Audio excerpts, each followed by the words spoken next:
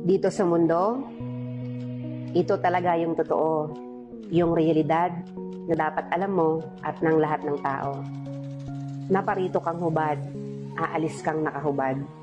Dumating kang nangihina, lilisan kang mahina. Iniluwal kang walang salapi at mga bagay, maglalaho kang walang salapi at mga bagay. Ang una mong paligo, may naghugas sa iyo.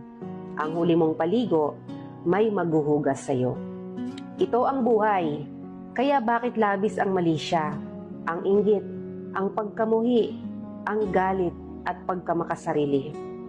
Maging mabait sa lahat at gumawa ng kabutihan. May hangganan ng oras natin sa mundo. Huwag sayangin sa walang kabuluhang bagay. Manalangin at higit sa lahat, huwag na huwag nating sasambahin ng pera. Dahil kahit anong dami ng pera mo o ng ari-arian mo, kapag binawi ng Diyos ang buhay mo, iiwan mo rin yan at hindi mo madadala sa iyong pupuntahan.